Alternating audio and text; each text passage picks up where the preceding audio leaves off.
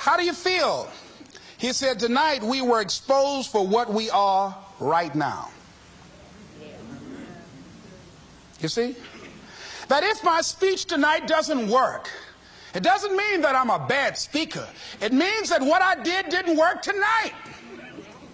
And I've got to separate what I do from who I am. And I've got another shot. See, the last chapter to your life has not been written yet, and it doesn't matter about what happened yesterday. It doesn't matter about the things that you've done that you feel guilty about. If you wouldn't do it today, you're convicting an innocent person. You've been reborn to a new state of consciousness. And as they say, if we knew better, we would do better. And so you begin to decide, I'm not going to be denied. I remember, and I was telling someone, and they asked me, would you repeat that again? I was interested in going into broadcasting. I'm adopted. And that was my key out. I wanted to make my mama proud of me. I was very much appreciative of what she's done for my brother and sister and I. And that was my way out. And I went over to a radio station, asked the guy and told him that I was interested in broadcasting. He looked at me in my straw hat and my overalls. He said, you have any broadcasting background? I said, no, sir, I don't. What do you do? I cut grass. Young ladies asked me what kind of work I do, and I was working on a garbage truck. I say, well, I'm a sanitary technician. He said, we don't have any job for you. I decided that was something I was going to do. I decided I'm unstoppable. I'm going to go up in here and I'm going to do this. I started going to the radio station every day, developing a relationship with the people that were doing what I wanted to do. And that's what I encourage you to do. Whatever area you want to go in, find people that are doing it the way you want to do it and develop a relationship with them. When I decided to go in this area, I wrote letters to Dr. Norman Vincent Peale, to Zig Ziglar, to Dennis Waitley, all of the giants in this area. And I said, this is something I want to do. I've been following your career. Would you help me? Dr. Norman Vincent Peale answered my letter, did an article on me, wrote about me in the most recent book that he issued, and done many broadcasts about me. I'd wanted to develop a relationship and rapport with those people that were achieving those things that I wanted to achieve. By the same token, I would go to the radio station, and I developed a relationship with the guys. And they used me as an errand boy when they needed some food or someone to go pick up entertainers that came into town. Temptation singing My Girl, Jerry Butler singing For Your Precious Love, Sam Cooke singing Darling You Send Me. I would pick up the entertainers at the airport and driving around in the disc jockeys, big Cadillacs. They didn't have any driver's license, but I was acting like I had some.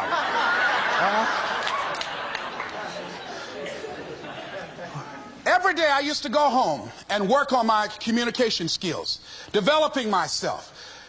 It was Whitney Young. He said, it's better to be prepared for an opportunity and not have one than to have an opportunity and not be prepared. Start working and developing yourself now and prepare yourself for what it is that you want, because you expect to get it.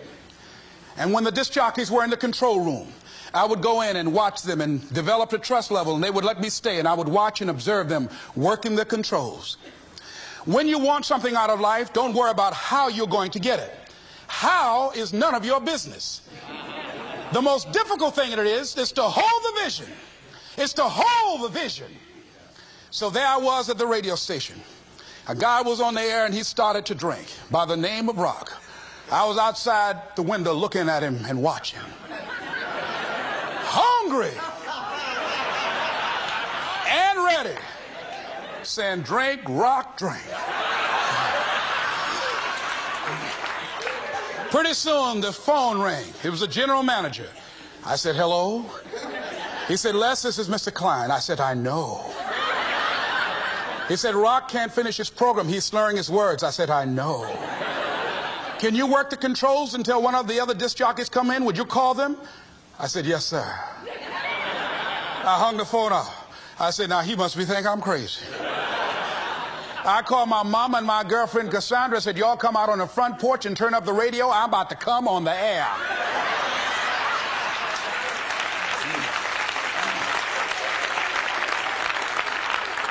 I waited about 15 minutes.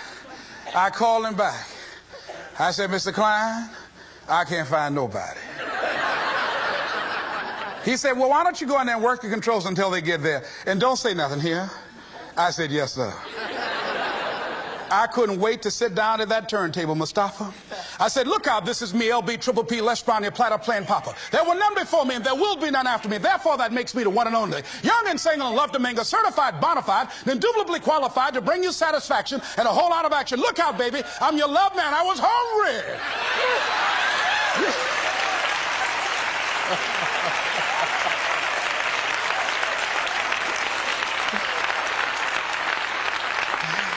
Shake somebody's hand on your right and left and say, you've got to be hungry.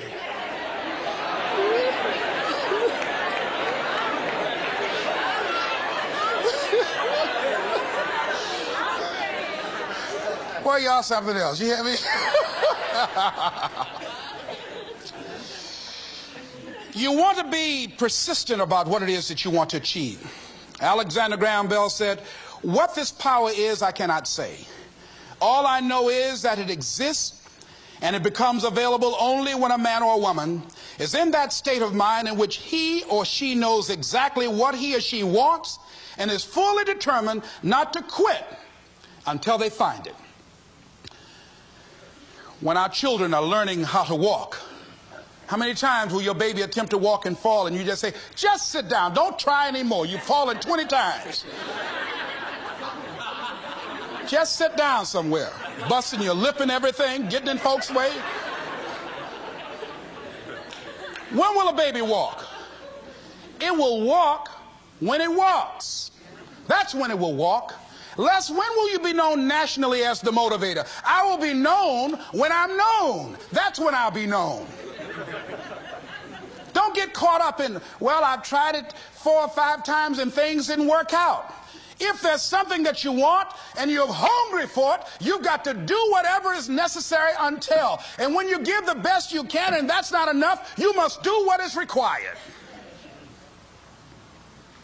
And don't give up on yourself. Don't throw the towel in so quickly. Many people give up on the 1-yard line, where if they have the determination just to keep on knocking. It's a funny thing about life. If you're home one day and someone is knocking on the door and you say, I don't want to be bothered today, and if that person just keep on knocking, say, can you believe that fool's still knocking?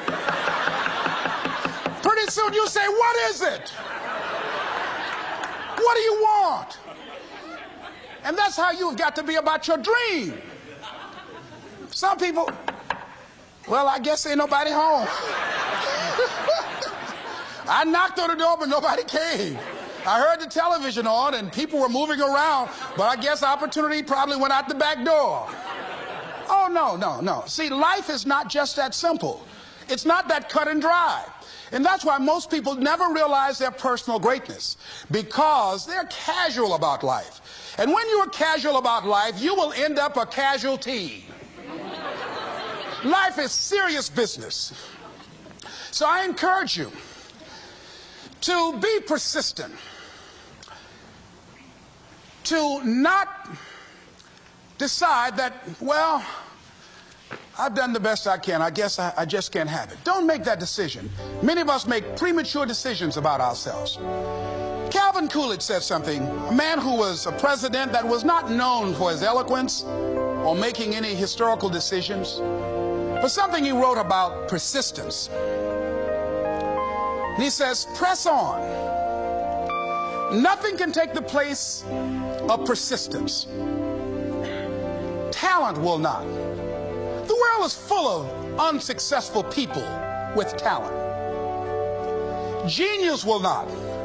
Unrewarded genius is almost a proverb.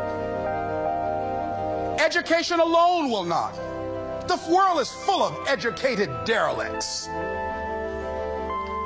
Persistence and determination alone are omnipotent. There's a person that is the embodiment of persistence and determination. A person who decided that some time ago that I'm not going to take anything to my grave with me. I'm going to use myself up, and I'm going to give and give and give until my last breath. This summer, I'm going to be working for her and with her doing training, teaching young people techniques and strategies on how to manifest their personal greatness, teaching them techniques and strategies that will change them at the subconscious level, changing their value systems, and let them see the major role they can play in society. Let's give Mrs. Rosa Parks a round of applause, if you please.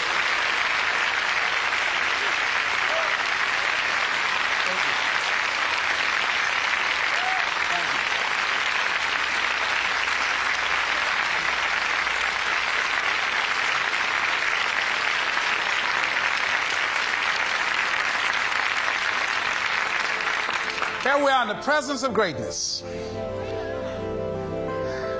Mrs. Parks, people over here couldn't see you. Would you come up? Could you? She's such a beautiful person.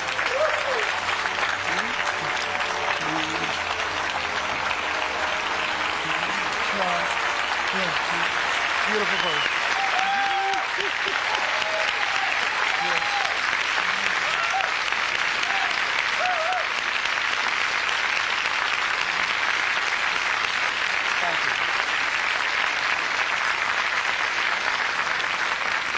I encourage you to see Mrs. Parks and Mrs. Elaine Steele about the Rosa and Raymond Parks Institute for Self-Development. If you're interested in your children participating in that, they have some information over here to share with you. It is just fascinating and just a blessing to have this woman when a lot of folk who are giving up. And here this year she celebrated her 75th birthday and still has a dream of being an instrument of change.